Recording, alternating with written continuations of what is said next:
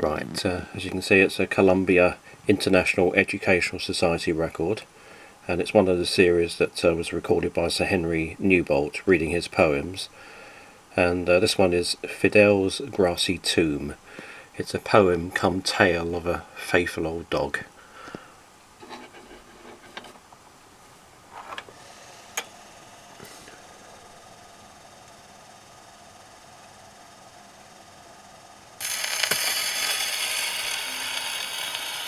Fidele's grassy tomb. The squire sat propped in a pillowed chair. His eyes were alive and clear of care, but well he knew that the hour was come to bid good-bye to his ancient home. He looked on garden, wood and hill, he looked on the lake, sunny and still.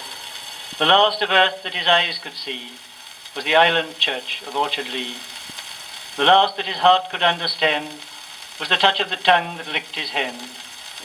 "Bury the dog at my feet," he said, and his voice dropped and the squire was dead. Now the dog was a hound of the Danish breed, staunch to love and strong to need. He had dragged his master safe to shore when the tide was ebbing at Elsinore. From that day forth, as reason would, he was named Fidele and made it good. When the last of the mourners left the door, Fidele was dead on the chantry floor. They buried him there at his master's feet, and all that heard of it deemed it meet. The story went the round for years, till it came at last to the bishop's ears.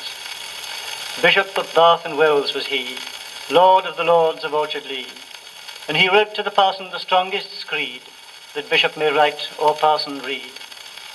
The sum of it was that a soulless hound was known to be buried in hallowed ground.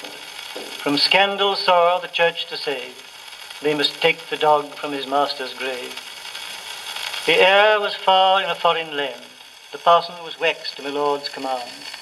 He sent for the sexton and bade him make a lonely grave by the shore of the lake. The sexton sat by the water's brink, where he used to sit when he used to think. He reasoned slow, but he reasoned it out, and his argument left him free from doubt. A bishop, he said, is the top of his trade, but there's others can give him a start with the spade. Yon dog he carried the squire ashore, and a Christian couldn't have done no more. The grave was dug. The mason came and carved on stone Fidele's name. But the dog that the sexton laid inside was a dog that never had lived or died. So the parson was praised and the scandal stayed, till a long time after the church decayed, and laying the floor anew they found in the tomb of the squire the bones of a hound. As for the Bishop of Bath and Wells, no more of him the story tells.